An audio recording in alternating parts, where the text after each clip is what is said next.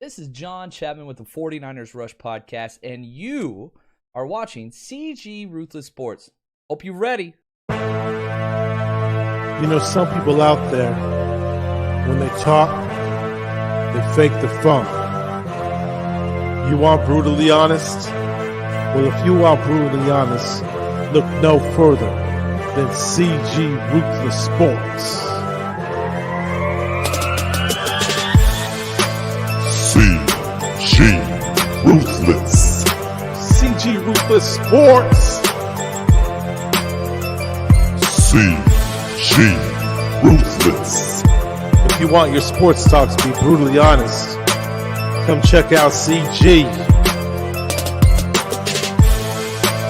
CG Ruthless. If you're not watching CG Ruthless, I don't know what to tell you.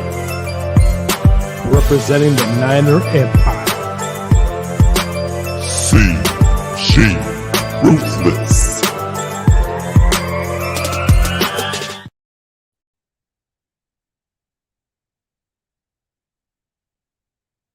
Yo, this is CG Ruthless Sports. I will be brutally honest, and nothing but being brutally honest, coming at you with a redo, man.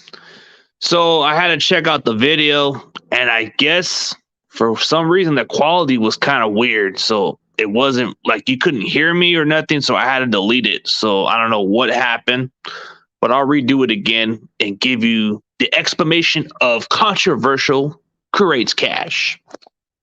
This is plain simple. As content creators, we are all here to make money. If you're monetized, you're going to do whatever it takes to make some extra income. Like they always say, look out for yourself. Doesn't make you any less of a human being. What I do is what I do. I look for other ways just to get some extra cash on the table. It's nothing greedy about me, but I definitely do like to create an extra income, but I do enjoy the hobby. I enjoy the hobby because it gives me something extra to do. Before that, it was a hobby. It was something that I didn't think for some reason that I would have this platform. But now that I'm starting to get this hang of it and learning how this stuff works, it went from being a smaller channel to a big channel, almost 3,000 subscribers, had my channel for at least over a year, have about 700,000 views. What's there to complain about? I've had my highs and lows with this channel. But here's one thing straight. Okay? There's one thing I want to put it very abundantly clear. All right? There may be times where I may take some advice from content creators or from people in general. But understand, nobody dictates me how to run my own channel. Nobody ever dictates me how to run my channel. Because if you haven't followed that, if you haven't listened, if you haven't seen my description of describing myself in this channel, there is nobody that's ever going to tell me what to do on my channel. If I want to put controversial shit, I'm going to put what the hell I want, whether you like it or not. I'm not trying to be no kiss up in here. I am going to be different. I am going to be controversial. I am going to create some heat from time to time. I am going to build better quality. Quite a few qualities. I know some of the stuff that people complain about is my camera. But how the fuck is it going on with the camera? I barely got this phone for like 2 months, bro. It's not all that bad. And plus, I cleaned the damn thing, so I still got to get some better equipment. But as soon as I get a green screen? As soon as I get that, that's going to be another thing on my list. But let me put it very, very straight, okay? I am just going to do what's best for me. Whether you like it or not, I can give a rat's damn about you. Rule number 1, always look out for yourself. Rule number 2, have your circles, have your small circles, because the bigger circle it gets, the harder it's harder to trust. I've always learned to keep your friends closer and your enemies closer. That's always been the motto. I've always had the people behind me. I've always had the people who defended me. But I'm not here to listen, you know. Some of you guys may like what I do, and some of you may not like what I do. So there's an explanation of why you don't bother. And that's fine. But here's one thing. You don't tell me what to fucking do. You don't tell me how to run my channel. Because that's the last damn thing you're going to hear from me, is to tell you what to do with your channel. Would you like it if somebody like myself told you how to run your channel? I'm pretty sure you wouldn't like that. If it's working, then why get rid of it? Why delete it? It's working. Some people just don't like it. Some people hate the fact that they're successful. When you're doing something successful, that's when you're doing something right. When you are doing something right, people hate it because they wish they were like you. That's what makes you very different than the rest.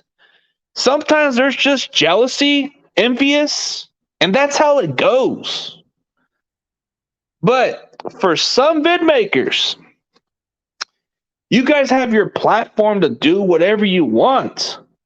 But does anybody ever tell you what to do with your channel?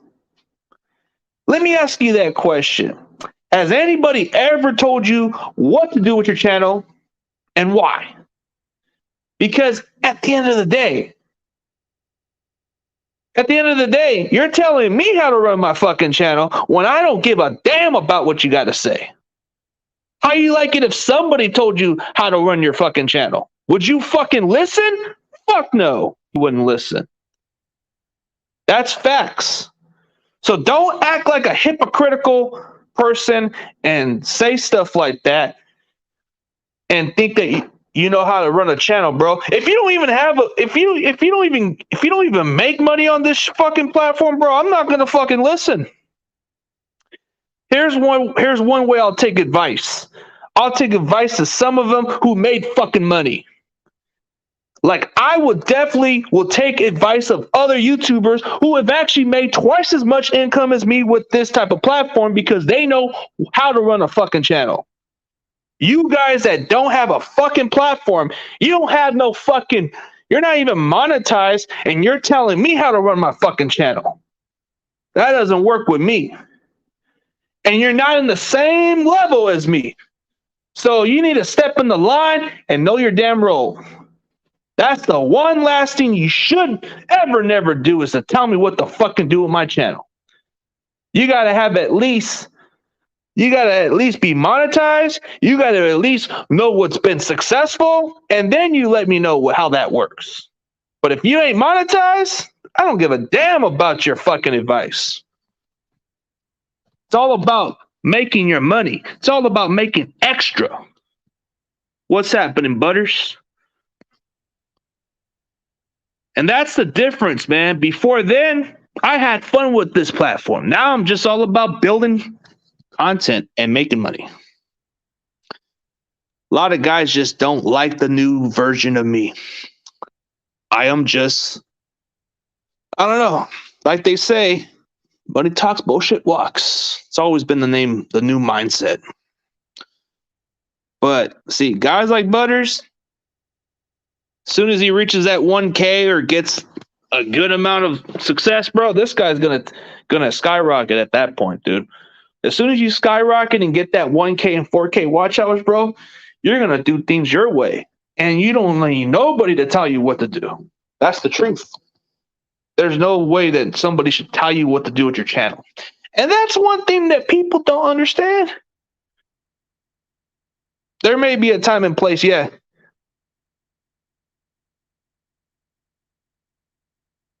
Yeah, you got to move the CG way and don't worry about them. That's what I'm saying. The CG way. I do things my way.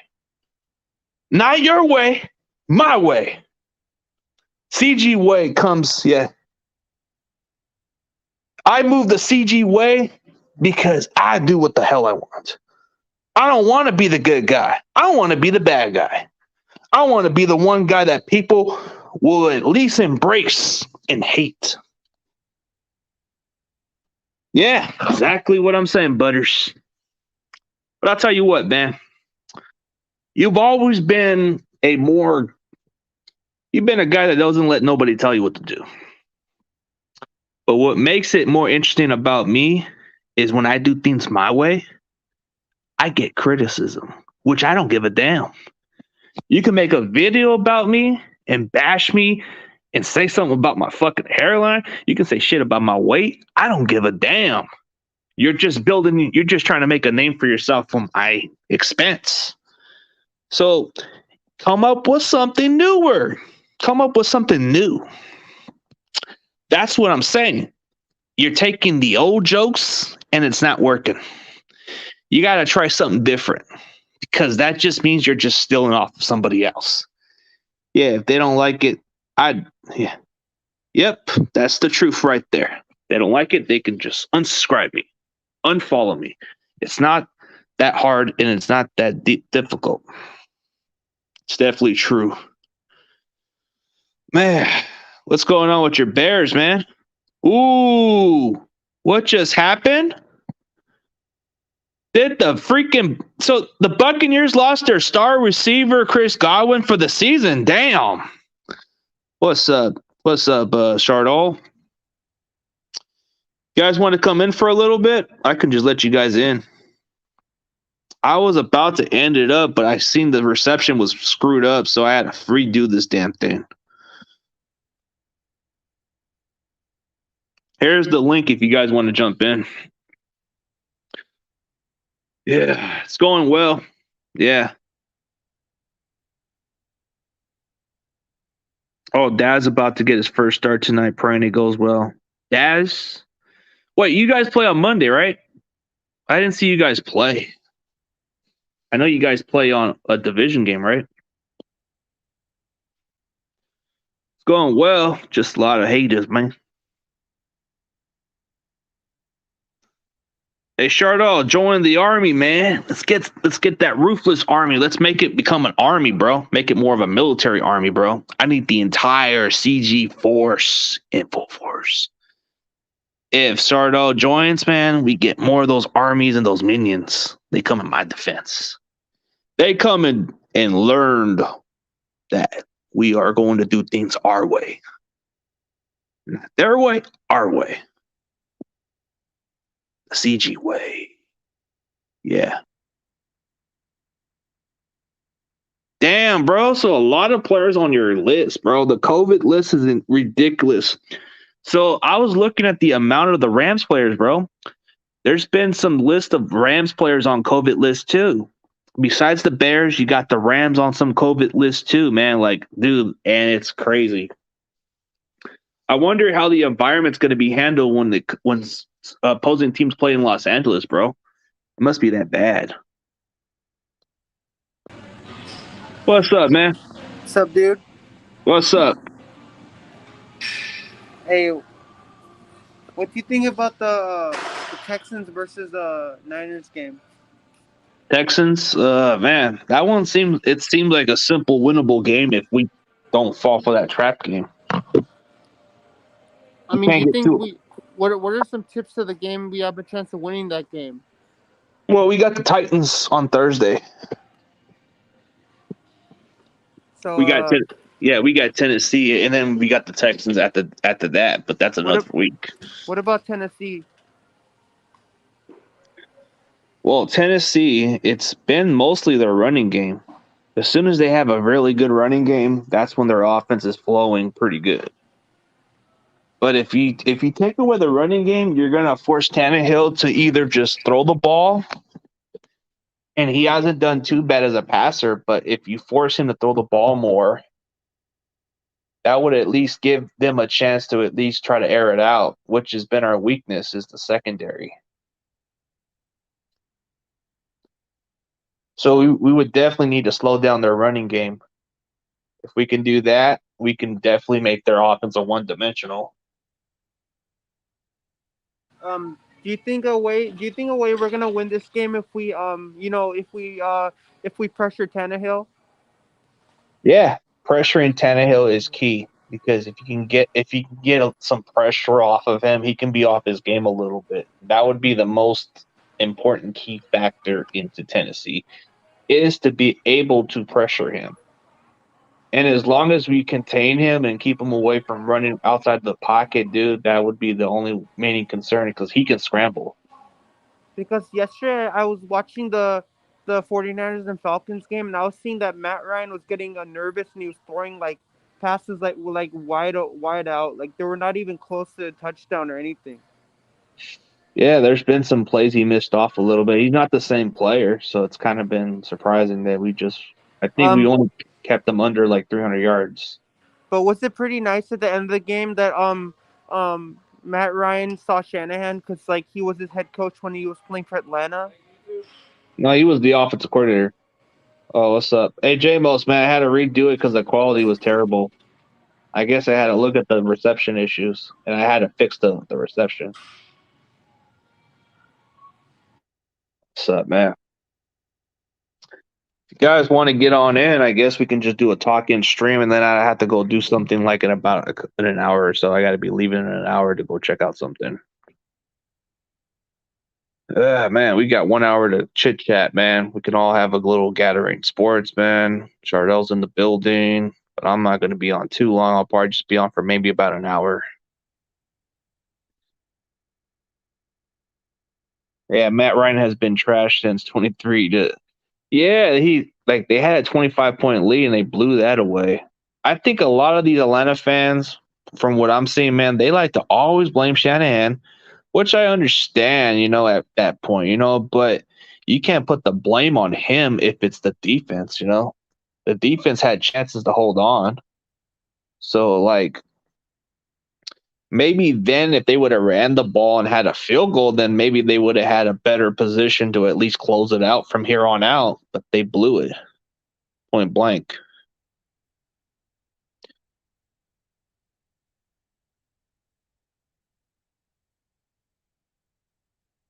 You're there, Chardall? I just have to plug my AirPods because like the audio's like. Audio's bad. Damn. What are your thoughts on Lance? When is Lance gonna get his like start? Like when are they gonna put Lance in the game? Because it's been all Jimmy G from now on. Well, they're not going to play him at this point. I mean, that's going to be hard because if we were just winning games in the earlier part, then you would have had a stronger chance to see Trey start a game during the season finale, but that's not the case. Yeah, but he's a rookie. I mean, you want to see the young kids play, man. I mean, I was like, that's just something about me. I like to see the young kids excel. Like see how well they do, man. Because they're like he's a young kid, man. I mean, he does have potential. I mean, people underestimate that. He's not a good quarterback, but they gotta see his highlights, man. They gotta look at the guy first before start making judgments, man. Because you can't be making judgments about a player, I mean, he's a good quarterback, but I'm just saying people like underrate him. Like they say like he's bad. Like like before judging a player, on his performance, you gotta watch some highlights of the kid first. I mean, I don't think. you can't be judging a quarterback on his. You can't be saying that he's bad. I mean, dude, I mean, you've seen him play, but he only got a couple of times, and then they put Jimmy G in the game, so he didn't get a lot of playing time. So that one time he just got one touchdown, and then he just got that one touchdown in that game. Remember when he threw that touchdown pass? That was Yeah, the only time he played, and after that, they didn't put him in the game anymore. It was like he never got in the game after that. That was the only time he got that one snap, and after that one snap, they never put him back. I mean, uh, I don't think remember? highlights. I don't think highlights determine everything. It's all about the film because whatever they see on the film is what doesn't lie. But Trey Lance, to me, he'll get there in no time, and we already know that Jimmy G ain't the long term answer. He's going to be gone either by next year, but it wouldn't surprise me if they keep him for another year. But it would be kind of ridiculous just to keep Jimmy G for another year. So you're saying it's not about highlights to see, about performance. You can analyze somebody's performance based on watching their highlights. You gotta watch more film. I mean, it's like film. Does that is that like It gives you more of a better idea of how they play. Like, okay, Trey Lance, if I had to be honest, I mean, he's still a work in progress, but all of this highlight stuff highlights in this kind of situation is you're just putting in the good plays. You're not putting the actual plays where you could be critical or look at how they do. Because as a player before, when I was playing the game, I would always do my film. I would always look at the opponents. I would always look at what's their strengths and what's their weakness, and how can I exploit it. That's how you know how to play. Like, okay, like if you play different positions, you have to look into the weakness of the game. So Trey Lance, the mechanics and all that stuff from his first start from there, it just needs a little work. But as far as him, I mean, I feel like he's a good fit for us. It's just a matter of time. But like when you watch the film against the Cardinals, he wasn't put in no situation to succeed. He had to keep using his legs and throwing some passes here and there. And a lot of the passes, it's the percentage that kind of gets me off a little bit on Lance because he kind of misses off his throws a little, but I do like what I see out of the kid. What's up, John Jay? What's up? hey John Jay? So my question is that for the Titans versus 49ers game, what are some things we need to focus on if we want to get a victory? We got to play football. Simple. I mean, Hey, what are the keys to victory? What are your 5 keys to victory for the 49ers to beat the Titans on I believe it's on Sunday? Thursday night. What are your 5 keys to 49ers getting a victory against the Tennessee Titans? Play football. And what do I mean play football? Play football with no mistakes, time of possession, making sure the run game dictates the pass game. The defense continues to play tough in the trenches, slow down the Titans' run game, and make sure that we have the right corners for those big receivers, because Tennessee has big, tall receivers. So they just got to play football, and they got to do it correctly. Very simple. It's a simple concept. I feel like Tennessee is going to give us a really unique challenge. I mean, when you look at the matchups, Tannehill is no slouch. He can definitely run off the pocket and get those chunk of yards too as a runner. But then what makes it so interesting is he can throw the ball right in the money. So it's like our secondary will be in their full hands when it comes to those receivers. But the one thing we could do is we got to slow down their running game. As soon as we slow down that running game, that's when you kind of have the idea like they would have to force Tannehill to throw the ball more, which isn't quite Tannehill's theme, but whenever he gets the opportunity, he can at least get close to those 300-yard passes or more, but that's where he can throw in the mistakes sometimes. So that would be the most important factor, is to force Tannehill to throw the ball more and keep him away from scrambling. And the time of possession does make a fair factor. As long as we run the clock more and we're able to establish a really good running game, then we have a really good chance to beat Tennessee. But if we keep on shooting ourselves in the foot and have these sloppy first half type of performance, bro, those are the kind of games that we need to play better than that, because then we have to start playing catch up, and that's just not how we play. we if we were far from behind, that's when we don't really finish out games like that, you know. Mm-hmm.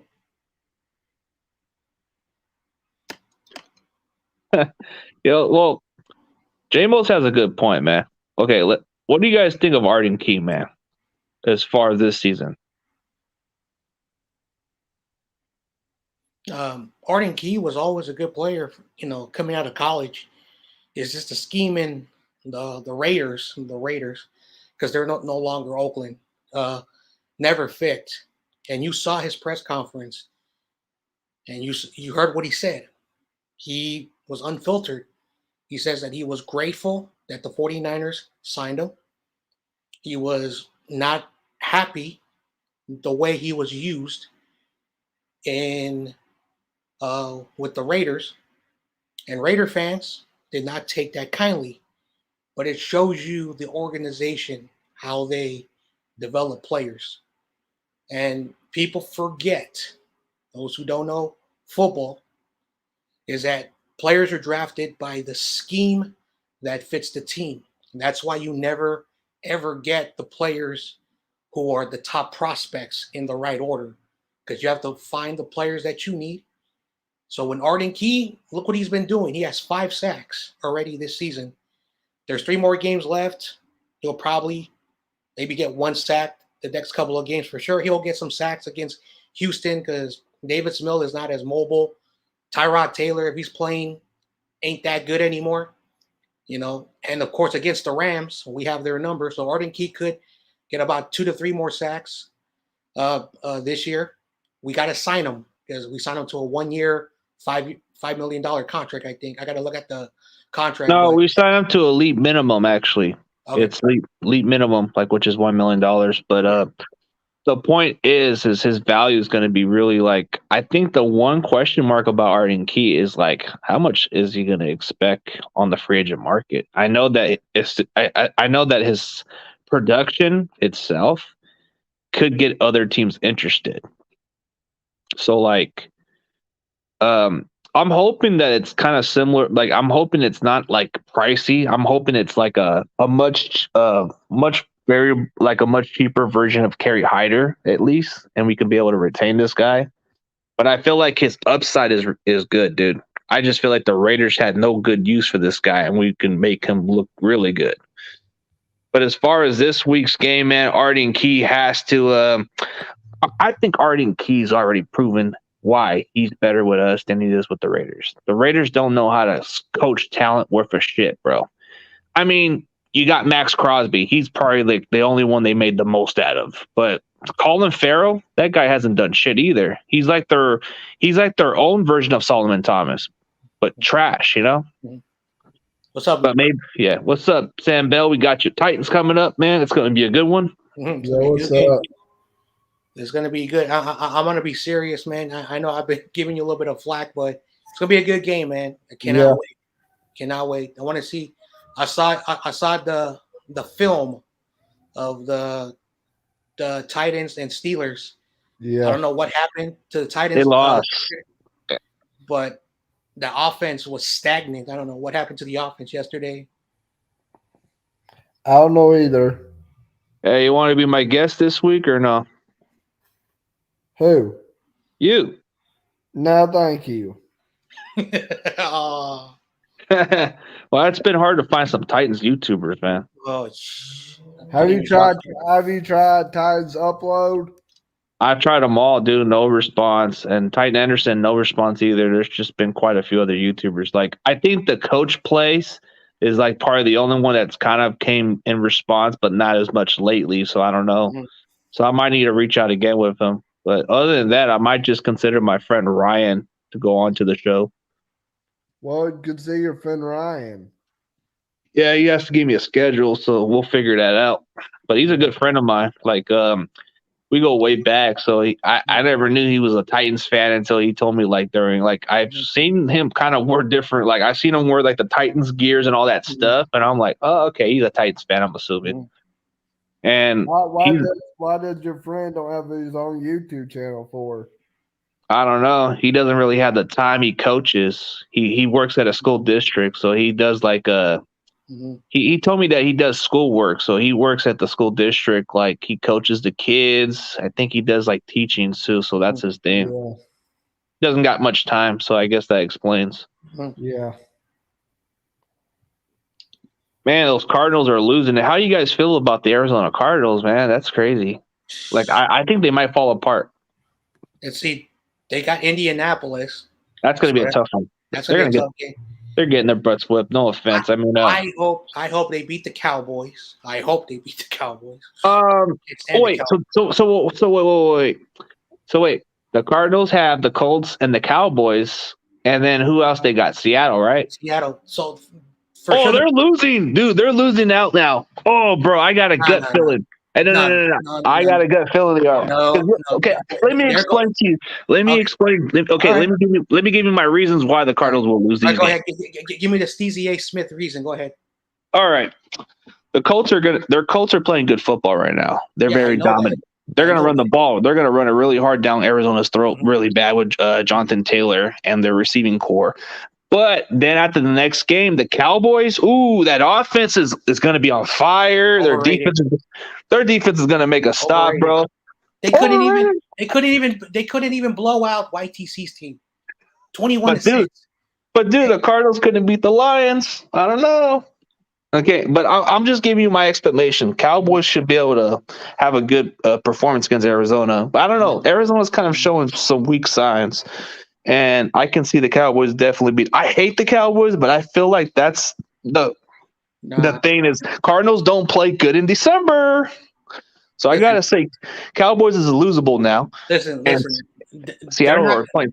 They're not gonna lose out. Like I know you're giving the steezy, answer. Which come on, you got in your head. But listen, they will beat the Seahawks. The Seahawks. Russell Wilson isn't that same quarterback he once was. He doesn't have the arm strength anymore. He has a lot of good talent on him. I give him that. On the defensive side of the ball, they're not as good as they were. The only reason why we lost to the Seahawks was because we were dumb on special teams. Both games. So the Cardinals are not going to be dumb. Their special teams is way better than us. Their defense may be a little bit banged up right now. So they're going to win that game. I do think when it comes to the Cowboys, I think is a perfect matchup. I think it's even. I know Dak Prescott is racking up the stat sheet, but that defense is not as talented. And of course, the Cowboys are playing consecutive division games. The only reason why they're playing the Cardinals in that stretch is probably their hardest game, but they're playing an easy schedule. The NFC East is playing each other in the next 3 weeks. And I was looking at the schedule, which is, I don't know why it was, weird how they set that up that way. But that's just my take on that. Now, it could happen. It's good for me because, like I said, TRL, he's a pretty cool dude. But if the Rams take the division, and I don't want that to happen because I don't want the Rams to win the division. Well, hear me out on this one. This is the best case scenario. Let's say the Cardinals do lose out, but let's say we do play the Rams and it determines whether we clinch our division or not. That could be the one game that everybody wants to see. I think the Rams have always been a really good team overall. It's just that who saw the Cardinals this year, being at the top of the division. And then, of course, what happened to us? We lost a lot of games. So, yeah. Overall, like, when it came to the Seahawks, I thought they would be 500, maybe 10 wins, but I did not see them racking up in the tables. But the Rams are a pretty good team. And if the Niners win out, and somehow the Cardinals and the Rams lose out, which I don't think that's going to happen in that scenario. Anything's possible, but there's 3 games. The Niners have to beat the Titans, and that's going to be a really good challenge. We cannot take the Texans lightly because the last time we took a easy team lightly, the Seahawks beat us. And even though we beat the Rams are going to try to beat us that second time, and we're playing over there. But at the same time, Niner fans are going to pack that stadium on week 18. So It will be like there's a Levi. possibility for the 49ers to win out, but it's one game at a time mentality. I've been saying this for the last Yeah, 3 one game weeks. at a time. One Win game at a time. football games. Let's not think about playoffs. And win football games. That's how I've always see it. So Yeah, that's what I was thinking at first because I didn't want to get too ahead of myself, but this is just case scenarios. Like, okay, we're looking at the Cardinals' remaining schedule. Mhm. So I think Colts are definitely going to run it right down their throats completely. Jonathan Taylor's probably going to have a monster game. I think Carson they Wentz almost blew the game. They almost blew the game against the New England Patriots. If it wasn't for Jonathan Taylor breaking the tackle and taking that two score lead. But yeah, but let's be honest. It kind of reminds me a little bit like how we did against the Bengals. so But I still think the Colts will still be able to. I mean, I'm starting to see a little bit of the weakness of the Cardinals. Before that, there was a bit of little weakness, but the run defense has been their issue. Yeah. So I think the Colts are. See, I'm not trying to pull like a Steezy in some ways in that logic, and I sure as hell don't believe that Seattle will probably not win another game. I think they'll probably just win maybe one more game, and that's about it. But I feel like these games could be a downfall for the Cardinals. Like, I feel like the Colts, they're just playing better football. They're going to win their division. It's going to come down to the Titans or the Colts winning that AFC South, and they're going to be good. But then the Cowboys, as much as I hate them to guts and all that stuff, but I still think their offense is going to create Arizona some unique issues. And their defense, yeah, they kind of had some bend don't break type of defense, but they've been okay. I think they'll do good enough to beat the Cardinals. I mean, let's see. Seattle, it's a division game. Anybody has familiarity, so I don't know. I really want Seattle to lose, but I feel like this can be the game that we would, as us Niner fans, want to see happen. This is part of the time. This is part of the only time of the year we're part of just rooting for Seattle for this one. We want them to beat the Rams, and we sure as hell want them to beat the Cardinals. That would give us a better chance to at least clinch that NFC West if we win out. If. I know. So one game at a time. I know it's one game. Like right now, Niners have to win football games. Yep. If we win out, that's 11 victories. That's 11 victories. Now, we don't know what's going to happen to the Rams in the next 3 weeks. We don't know what's going to happen to the Cardinals in the next 3 weeks. Yes. Do I want to see the Seahawks win? No. Hell no. Okay? They're not a fan base I'm big at. But if it's benefit for us, sure, why not? Now, I'm not a firm believer that we need our division to help us. You win football games. In 2019, we won 13 games for a reason. We did not need the Cardinals, the Rams, or the Seahawks to help us. We won 13 games. Okay? Simple. You win your games. You play your schedule all the way. Very simple. So I'm a firm believer and always am, and I'm never going to change my mind, is that win your games.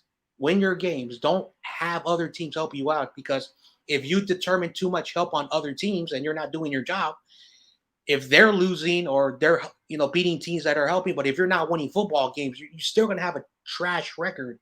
And as a person, and you know this, you've played sports. I've played sports. You played professional. I played sort of semi-amateur type of professional, but you have to win your games, and you never rely on anyone. Any athlete knows that. Just any simple athlete knows that. So yeah, but I don't need the help of other teams to help us win the division. Oh no, That's just me. But division, bro. Like, this is the one thing that's an if scenario. Like, I mean, hey, TRL, but let's be realistic. I mean, I'm still thinking that maybe Cardinals had to at least win a couple. If they can win those 2 out of 3 games, they're just going to win the division. Oh, perfect. TRL is here. Have you heard enough saying that CG believes your team ain't going to win no more games this year? Yeah, I heard that. Yep. Yeah. Well, I mean, I'm just starting to see a little bit of that Lions game, so I'm thinking, man, the Colts, the Cowboys, Seattle might even come as spoiler. The Colts game, I have no hope. I've already told John Jay that I have no hope for that game anymore. But what about the Cowboys? The Cowboys game, our passing defense is still top 10. So, I mean, and I know they have Ezekiel Elliott, who's not having a bad year, but if we can stop that receiving core, I think we'll be fine. Mm-hmm. But then Seattle's kind of a tricky one because it's like they're playing spoilers. Overrated. So Yeah, because I mean, this Cardinals team in the past, they've always been allergic to like sweeping Seattle. Like they never get the job done when they play them twice. So, especially in Seattle, huh? no. Normally in Arizona, they beat us. Normally we beat them in Seattle. But Yeah. But I don't. Anyway, I know as much as we can't stand Seattle, dude. It's like pretty much. It's like that. I'm not saying like that, but dude, like if Seattle can win those 2 division games, it benefits us in a way. Yeah, but as I mentioned, we cannot rely on because I know TRL's team is not going to walk in there just to play and lose.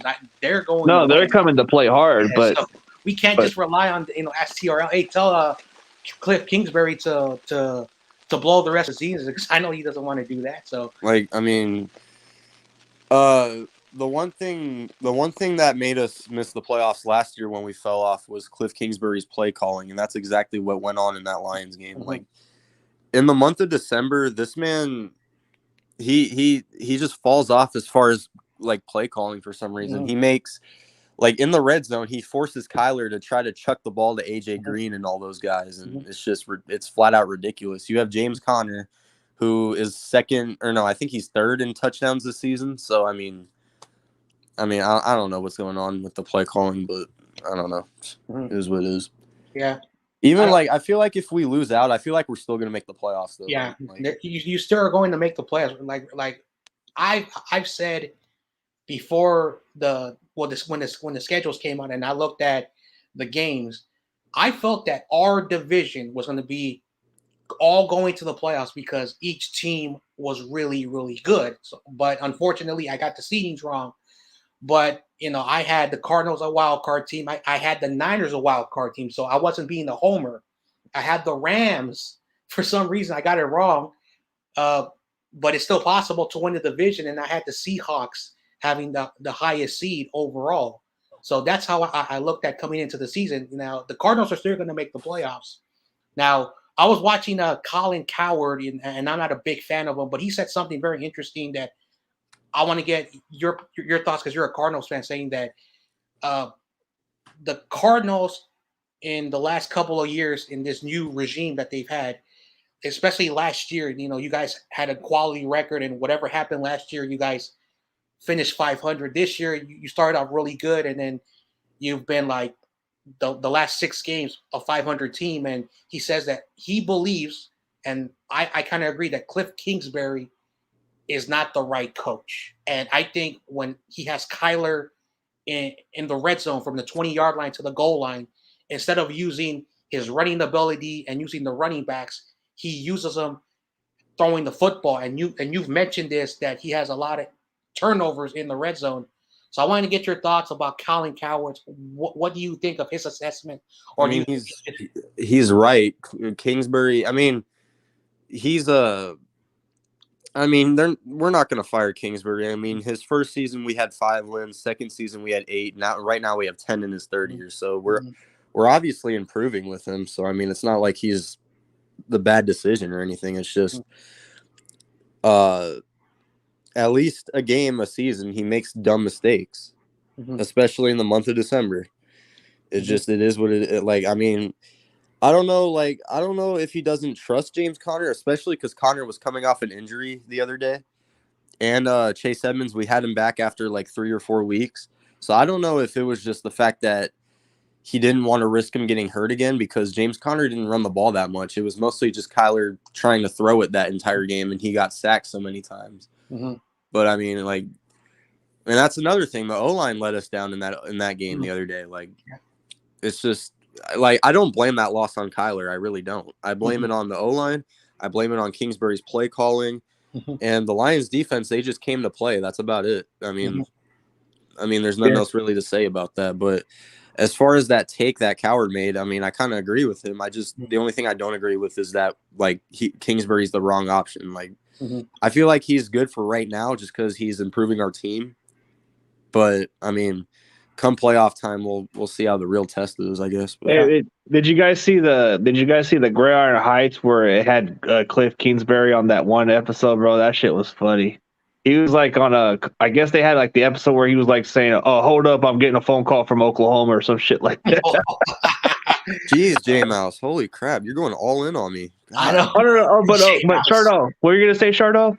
Hey, John Jay, what are your thoughts of Chris Godwin out with the torn ACL, and he's gonna miss the rest of the season?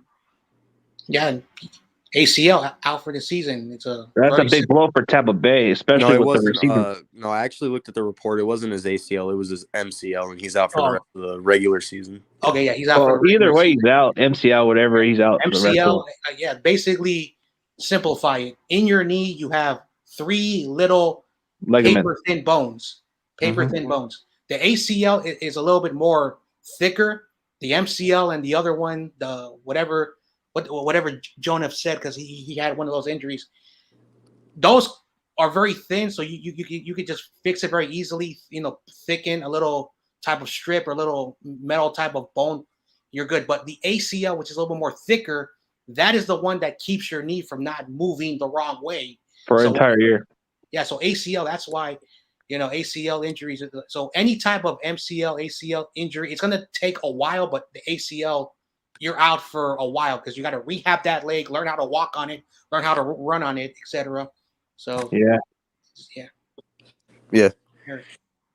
So do you think that it's a big blow to Tampa Bay losing a player like that? Well, the way they played last night, 9-0. Tom Brady, they lost to an overrated Saints team. Tom Brady, I saw the last 5 minutes of the game. The ball was coming out slow. The ball was coming out high. I'm like, what's wrong with his arm strength anymore? I don't know what's going on now. He's grandpa now. I'm like, what happened to him? The reason I don't know what's going on with Tampa Bay. Yeah, the reason why Tom Brady didn't have a good game yesterday against New Orleans is that he's getting older now. He's not able to play as well. He's like, I don't know, how old is he? Like 50? He's 40. I think he's 44. He'll be 45 next year. 44, he's yeah. old now. Dude, this guy needs to retire, bro. He's already ruining the NFL. Well hey, J-Mouse. Yeah, J-Mouse, that's a fact. I went to the Suns game the other day. They beat the shit out of the Hornets. That was a good game. To me, what I'm trying to say is that Tom Brady is not the Tom Brady he was. Mm-hmm. Yeah, he's not we the all same know Tom that Brady already. Anymore. We all know that. He's not the same Tom Brady he was when he was playing with New England. The only when he was difference playing with New England, then he was the real Tom Brady. Now he just like he's not. His game is not that well. He's throwing passes way off. He's not really doing that well now. I mean, that's just the fact that I'm just saying is that I prefer he was way better on the Patriots than on the Tampa Bay Buccaneers. I mean, here he's not doing. Well, Tampa Bay, he's already having a breakout year. He's already doing. I know, like he's still putting up the numbers, but when you look at the strength and the way he's been playing, because I've been watching also film. Yeah, he's kind of declined. I still feel like they're gonna give Rodgers MVP. To be honest with you, like, I know. I'm not trying to make excuses, but like I feel like Tampa Bay's schedule is so easy, and that's why Tom Brady's balling. They should have lost. And that division sucks, bro. It's nothing compared to what he's playing right now, dude. CG, so I was saying, like, if you were to choose one player from the 49ers team to win defensive player of the year, who would you pick? What do you mean? What, like a player from the past or currently? No, like current, like defensive player of the year. Currently, Nick Bosa's up for DPOY. I think Bosa would be a no-brainer because he's already got 15 sacks. He's already like coming off a post ACL injury. He's looking phenomenal. Dude, he needs one. This is so funny. He needs one more to tie Charles Haley, and he needs 17 to pass Charles Haley. He needs 19 and a half to surpass Aldon Smith's record.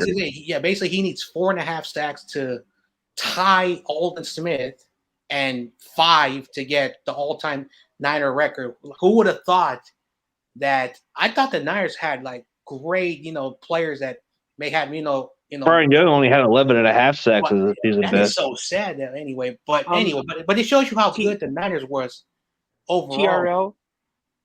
TRL. I just want to say, who are your top 5 Mount Rushmore Cardinal players? And they could be either past or current. Ooh, all time. Wait, you said top 5? Mm-hmm. Yeah, and they could be either be current players or past players that have been played in the past. It doesn't matter. Okay, number Just has to be one, 5. number one, my favorite player of all time, Larry Fitzgerald. Mhm. My second one is Pat Tillman. I love what he. Pat Tillman. I love Pat Tillman, man. Pat Tillman. I'm a Niner fan. I Yeah. even saw the statue. It was pretty cool. Yeah. Yeah. Number 3, Kurt Warner. Mm-hmm. Yeah, because he brought us to our first Super Bowl. You got American underdog. Yeah. Yep. Number 4, I'd say Larry Wilson, our safety from back then. He was our best safety of all time. He was pretty good. Mm-hmm. And our last one, I'm gonna say Anquan Bolden. Oh yeah, Bolden's a good one. But you know which Cardinal player I actually did enjoy watching was Adrian Wilson. That dude was a big safety, bro. But he was like exactly what Jamal Adams does. Mm-hmm. I think at one season, Adrian Wilson had like 7 or 8 sacks that year as a safety. That dude was everywhere. Mm-hmm. Is TRL also a Suns fan? Yep. So who are your top 5 Phoenix Suns of all time, past or current? Steve Nash, Charles Barkley, Dan Marley, Kevin Johnson. Yeah. Let's see who else, and Amari Stoudemire. Oh yeah, he was good. I may be wrong, but I doubt it. He said, "I doubt it." No, that's what that Barkley guy says. I may be wrong, but I doubt it. I may be wrong, doubt it. Oh man, that 2000. I don't know if it was 2008, 2019, or the 2009, 2010 team. They had a good stacked team.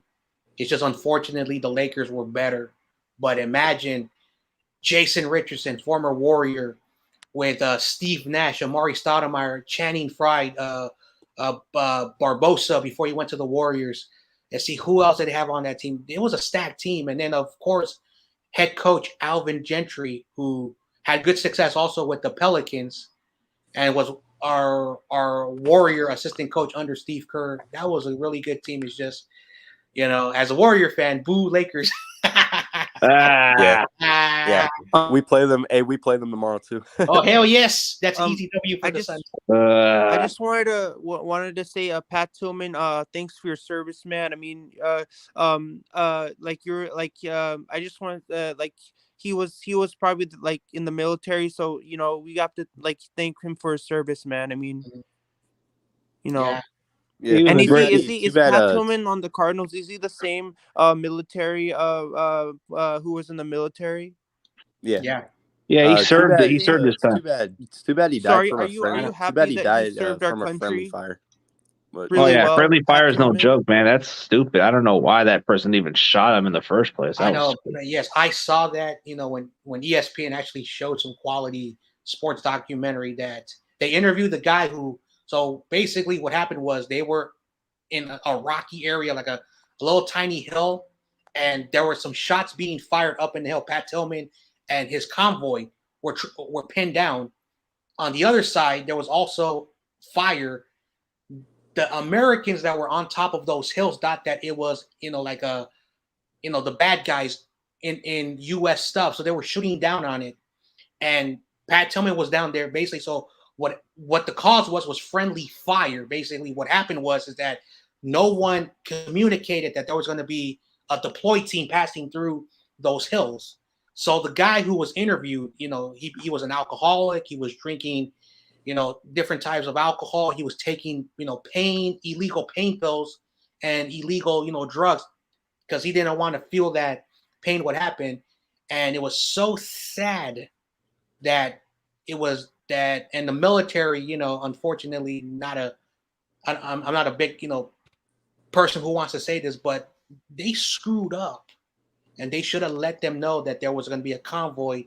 And unfortunately, it shows you, I'm anti-war because I don't like things that happen like this. I don't like having art because, people who are 18, 19, and even our daughters, 18, 19, we send them to a foreign country to fight. Idiotic.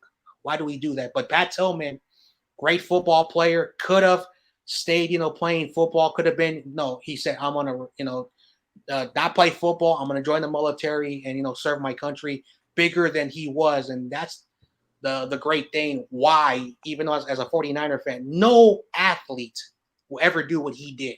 Sacrifice millions of dollars playing for a professional football team and put the uniform on of the military to fight for our country. That is a shout out to him. But unfortunately, it was just a travesty. And, I don't blame the person who, because they didn't know what was going on. I blame the people, the generals and all those tough people that they should have communicated to the people on the ground, because people forget.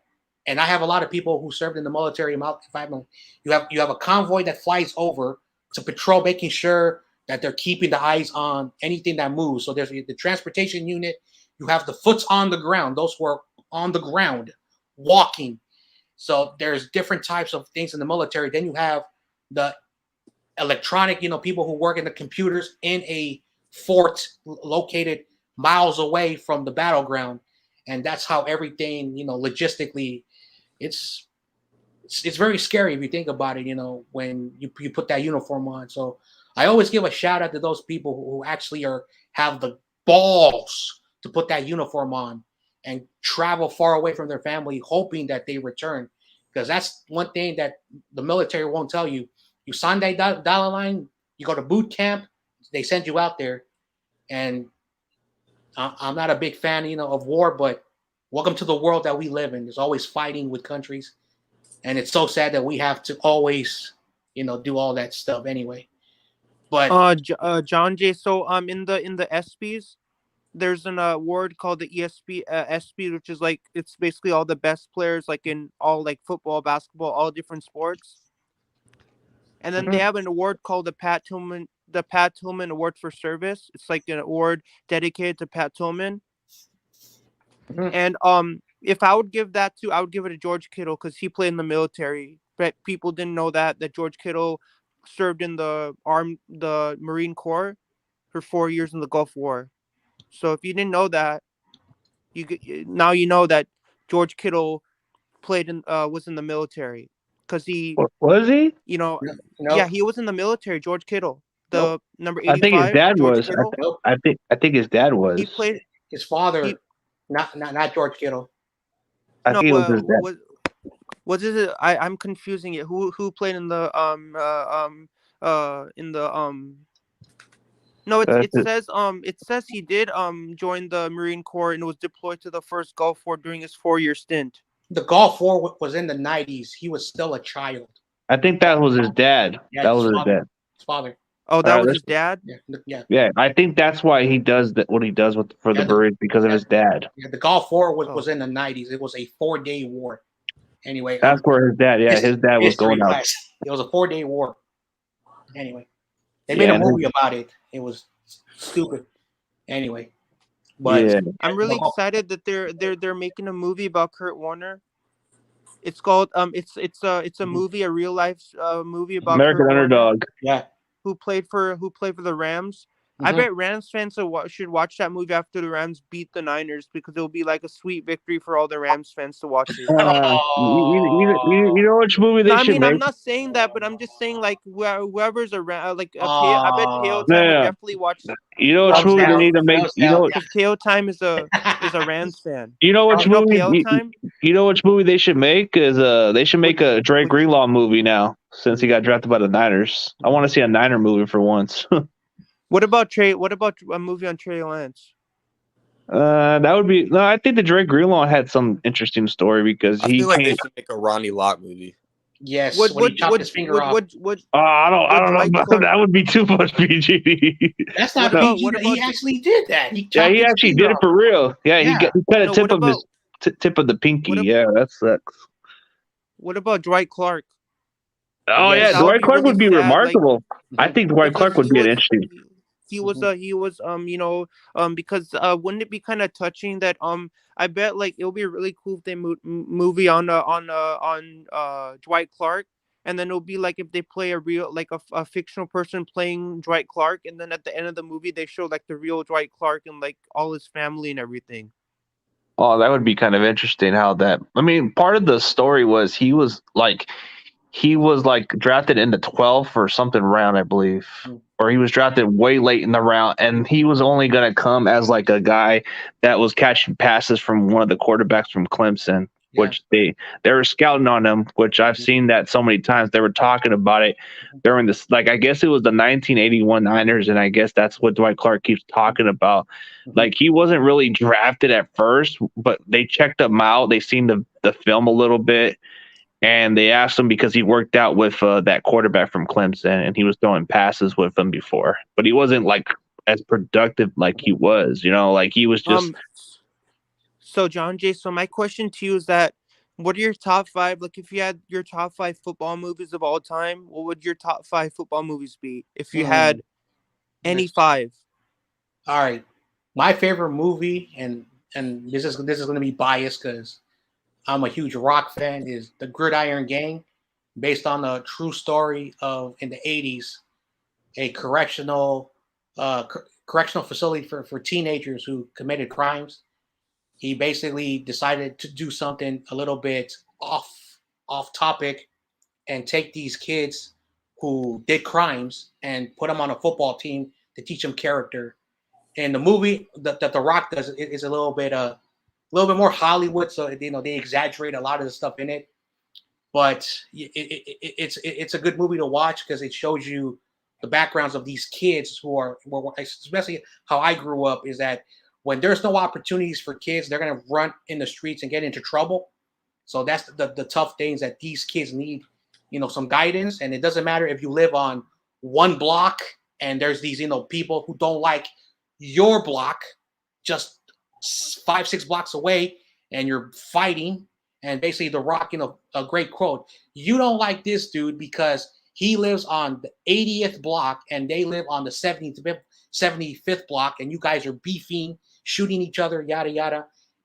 And they're like, yeah. And then The Rock asks, when did this beef happen? He says, way before my time. Goes back way before my grandfather's time.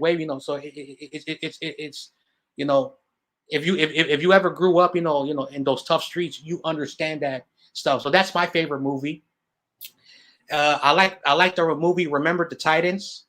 It's a really good movie to me. It also talks about the history of, the 60s and 70s, during that time in those parts of the United States. But besides that, stuff, I don't want to bring that up. But besides that stuff, you see two groups of teenagers, black kids, white kids, in a very tough time, coming together and putting their feelings about what they believe of one group of people versus another group of people, and they go in the gridiron, and they learn together that if you're good at football, doesn't matter how you look, you can play football. So that's a movie that I like.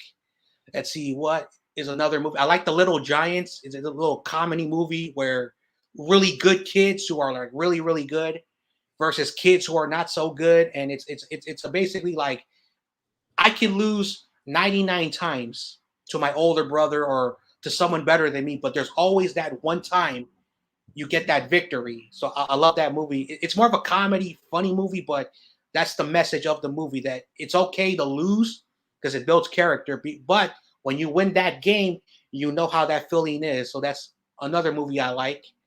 Let's see, what's another football movie that I like? I don't watch too many movies.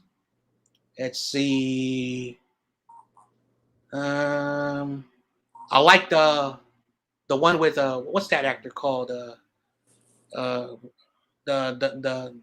comebacks. I forgot what's the movie called, but it's where they have replacement players. Whatever that movie's called. Yeah, I forgot what that movie's called. That's funny. It's a funny movie. Yeah, and then a fifth football movie. Yeah.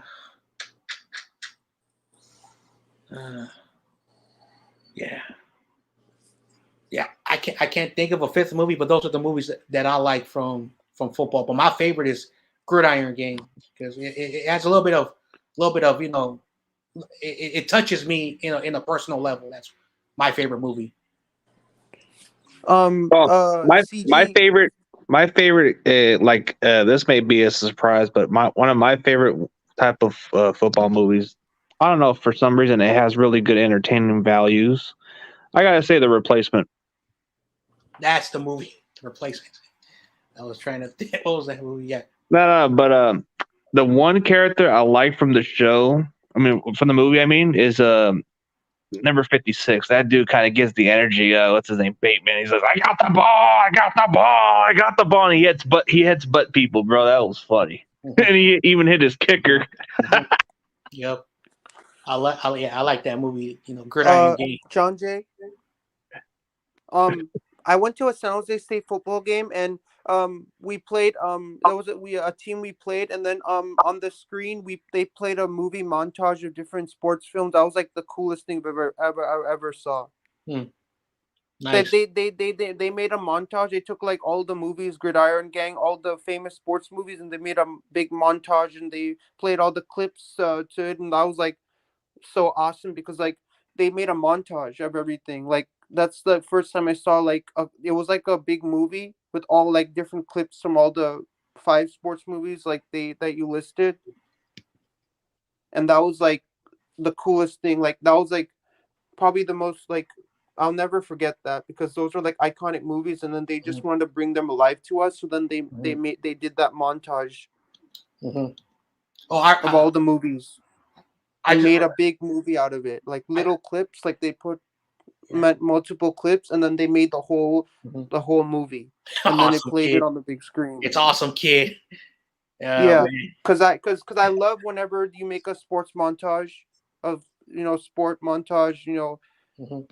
I bet but CG, but John Jay is going live right now to recap the 49ers and Falcons game in 4 minutes. So if you want to hop onto his stream, then you can hop onto it. I'm starting in 15 minutes. I'm still waiting for the response of my guest. If not, I'm gonna hop on in about 15 minutes. So yeah, I'm probably gonna end the stream in a bit too. But you want to hop onto Do you want to hop onto John's stream? He's gonna be recapping the Niners and Falcons game from yesterday. So you know the funny part is, man. What? Like I know that sometimes we get criticizing certain players, bro. But I'm not taking shots on Luke like that. I'll just tell him, bro. I got the receipts of you saying that he's the only reason why he made the team was because of Jalen Hurd was not healthy or some reason. But I like how some of them backpedal a little bit. It's cool. Yeah, so who cares, man? Yeah, that's what I'm saying. Like I'm critical on Jimmy Garoppolo, and I'm guilty of charge. I know. So of course, I have never said anything positive about Jimmy Garoppolo. Now I point out the facts about him, and some people call me a hater, and other people call me, oh, you're a proponent. I still don't like Jimmy Ward. I'm not gonna backpedal on that shit. Yeah. Anyway, whatever. But the good thing about John Jay is that he's brutally honest about that. What that he doesn't like Jimmy G. Like even if he doesn't like it, then he still like says like I don't like him. So I can see where he doesn't like Jimmy G, and he doesn't like things about him. Well, the thing with Jimmy G is the running game is only as good as he can be. If you don't get a good running game, then that's all it is. But I am critical with Jimmy Garoppolo too, and I am going. I don't hate Garoppolo. I don't hate him personally. I'm not, I'm not. Oh, I hate Jimmy Garoppolo because I'm not like Pinora is, bro. I know Pinora doesn't like Jimmy Garoppolo. I get that part, but I'm not a guy that hates. That's a difference. But I'm using better examples of that. Because for me, I don't use hate. Because I don't like the word hate. It's a very strong word. You never you should never use strong words like I hate this guy or this guy is so bad that he shouldn't be on the team. Like I don't like hate because hate is a strong word. And I use dislike. Like I dislike that player. Like never use the word hate because hate's a very strong word. You say dislike, don't say hate because it just doesn't have a positive ring to it. Well, as far as me, I'm never gonna step down for my criticism of certain players. If I'm gonna bash certain players, it's because I feel like they need to do better. And that's your opinion. I mean, like if you think some players are bad, then you're basically voicing your own opinion. I mean, that's what you think. I mean, nobody's gonna say what you think. Like this player's bad, and these are my thoughts about it. I mean, if those are your thoughts, and you feel that you want to bash some player just because their performance, and then that's like you have freedom of speech. Say whatever you want to say. I mean, people can disagree with you on things that you say, but you shouldn't let those people stop you. I mean, you can say whatever you think. I mean, Yeah, whatever's and coming to your mind, yeah, just say and it. I mean, don't I, worry I, about I- the yeah. haters. And I feel like some people get offended by what I say, and I don't really give a shit what they Yeah, gotta but don't say. worry about those people, man, because I say things that are offensive too, and then people gang up on me, but I don't let those people I stop me. call Jimmy Ward. I call Jimmy Ward trash, and they all come around pissed off about it. And then they're telling me to delete. And then I guess there was nothing but real talk, ladder talk. They were telling me, "Oh, delete that shit. That ain't cool." And I'm like, "Boo, what the fuck are you talking about? I can do whatever I want." Yeah, this is your YouTube channel, man. No, I'm Yeah. John Yeah, Jay. and then Whatever quite you a few. say. Okay, and then I recorded this one video of this incident, bro. And this one guy's calling me a snitch. And I said, Yeah, "Bro, you didn't John see the fucking shit, bro. It's supposed to John be getting Jay. people like that You shit. know What the fuck you what talking I'm trying to about?" tell CG. Something to tell CG that he'll remember for a long time. This is your YouTube channel, man. You know, say whatever you want to say, man. Swear whatever you want. You could swear Well, as much as you want on your YouTube channel, and man. if This I is your. post, yeah, and if I post somebody fighting somebody, bro, I don't give a damn, bro. People like seeing that shit. This is your I don't. YouTube channel, man. I mean, like if you want to swear in your YouTube channels, if you want to throw stuff like that, then you don't be How afraid about you throw to it there? swear on your YouTube channel. I mean, I don't, but if it's your YouTube channel, then you do whatever you want to do on it, and it's your YouTube channel in the first place, man. I I'm mean, you uncensored, started man. it, so you got to do whatever you want to do on your YouTube channel. I mean, you could Me, swear, me you and could John Jay should be do whatever. uncensored, man. We could be cool uncensored. Yeah, I mean, like John Jay, you should. I mean, you know, I'm just telling that if it's CJ's YouTube channel, I'm saying that he has a freedom to do whatever he wants to on his YouTube channel. Yeah, If he wants and to that's the swear, one, and you that's go the ahead and one last swear. thing I don't need is somebody to tell me what to Listen, do with my channel. Yeah, listen, don't listen. I just don't there's crazy people out there who tell you what to do on your channel. Okay, It's like okay. kind of like it's kind of like like when parents say like you don't tell me how to parent my child, like you don't tell like what I can do with my Yeah. child, like Take down that Oh, video. hold on, hold on. That video. It's Let me say something. our country. Let me say something quickly because I got to bounce out in a minute. So before I go, I wanted to say this. Yeah, CG, do whatever the hell you want to do, man. It's the same thing on YTC stream. With all the stuff that happened yesterday, you got to rewatch that. It was anyway, but you do what you want to do. Remember, it's it. Do you know who Mac Ultra is? I've seen that person Yeah, around. Yeah. Mac Ultra was saying something that he was telling Butters because Butters was, your buddy. He was having another of his little, things on YTC, and YTC got really pissed off and almost kicked him out. But Mac Ultra was saying it's part of the territory when you have a channel or if you're talking about sports. You're gonna have people who are gonna criticize you. You're gonna have people who are gonna BS you, come at you. And you and I are old enough to say this because a lot of YTC guys are like 18 to like 24, very young dudes. And Jonef, who's the oldest out of all of them, I like Jonef. He tells John's about our age. Yeah. Yeah, he tells us how it is. And Jonah says the same thing, is that if you don't have thick skin, what we're doing, don't do it. If you are a person who's dictating advice to other people, don't do it. Last but not least, people can give you input and opinions that you can take as suggestions. That's my favorite word, suggestions.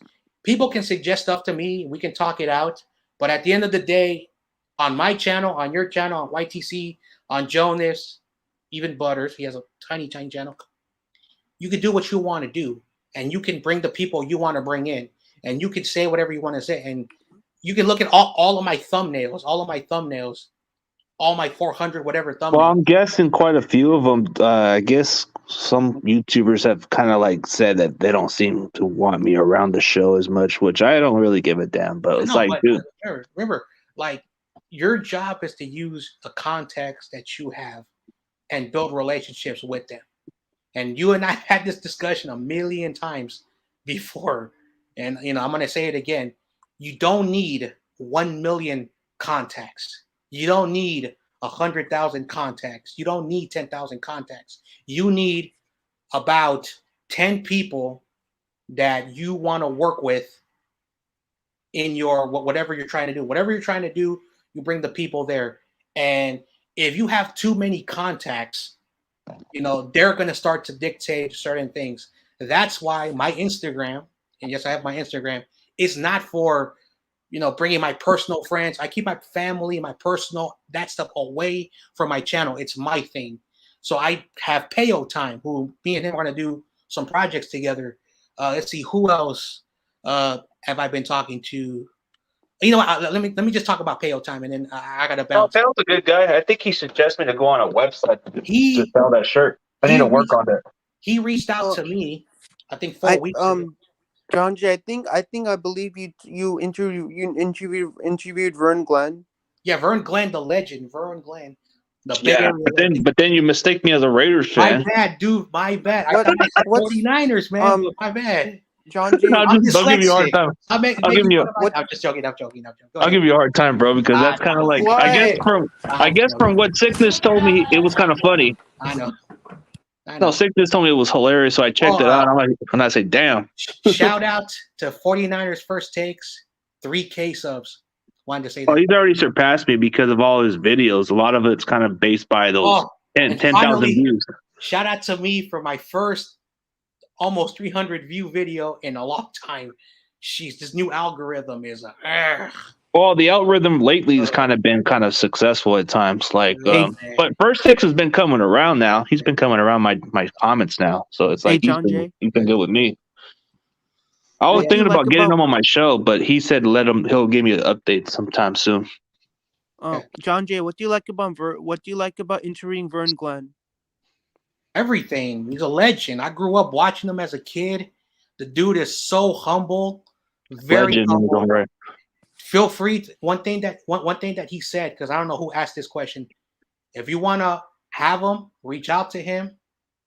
He will give you the same courtesy he gave to me. But how would you reach out to him? That would be the hard part. He has Instagram and Twitter. I did not know that, but I reached out to him the old-fashioned way. His personal contacts. From the station. So that's how I got him. But I follow him on Instagram, so he always posts stuff from the Bay Area sports. So I know what he's going to be talking about. All his personal stuff he has there. Like I said, Vern Glenn is. I know I'm going to sound a little bit homerish, but I think he's probably the best sports anchor reporter. He has 4 Emmys for being the best sportscaster. 4 Emmys in a row.